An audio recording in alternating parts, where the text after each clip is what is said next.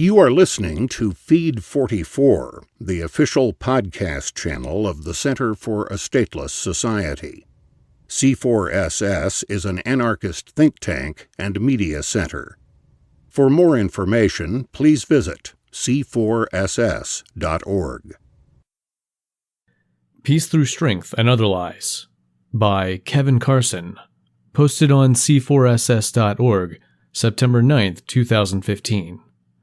Read by Tony Dreher.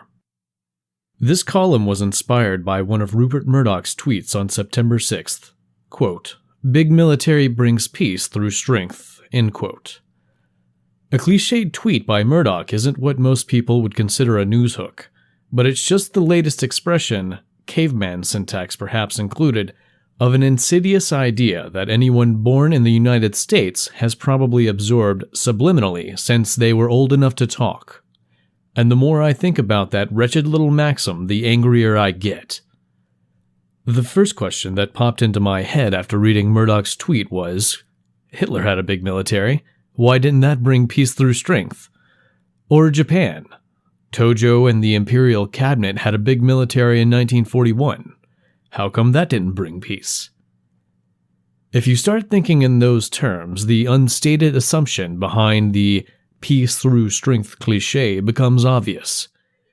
It assumes that the power for which a big military is being advocated, usually the United States, is the good guy, and that it's all those other bad countries that need to be deterred through superior strength. The same assumption is implicit in the standard Chamberlain at Munich rhetoric that's unfailingly used to frame American relations with other countries deemed a threat. In this scenario, the United States is always the well-meaning but hapless Chamberlain, and the other country's leader is a self-aggrandizing Hitler, a clear and present danger emboldened by American weakness. Maybe we should ask ourselves, though, whether America really is the good guy, or whether it's the power that needs to be deterred.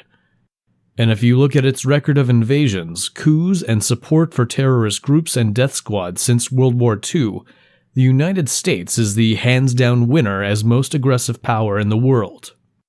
The overthrow of Arbenz, Masarek, and Sukarno, the installation and subsequent overthrow of Diem, along with war crimes in Vietnam, support for Mobutu, for Central American death squads, and for Shell's death squads in Nigeria and Indonesia, the wave of military dictatorships that swept South America with the help of the CIA and Operation Condor, the East Timor invasion, the destabilization of Afghanistan, the primary factor in the rise of Al-Qaeda, the criminal aggression in Iraq, the primary factor in the rise of AQ Iraq and ISIS.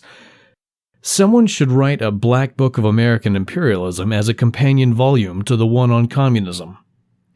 In fact, if we take it back to the end of World War II, a central policy of the US and Britain was to remove communist and other left-wing anti-fascist resistance movements from their gains on the ground in the European and Pacific theaters, and install provisional governments headed by former Axis collaborators.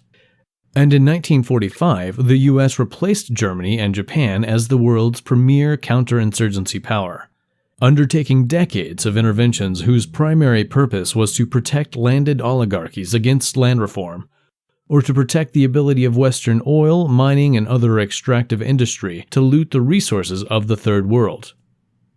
So it only stands to reason that most of the rest of the world sees the United States as the Hitler in today's Munich scenario, and recognizes a crying need to deter it from further aggression.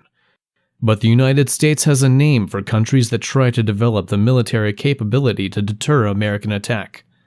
Threats. You've been listening to Feed 44, the official podcast channel of the Center for a Stateless Society. C4SS is an anarchist think tank and media center. For more information, please visit c4ss.org.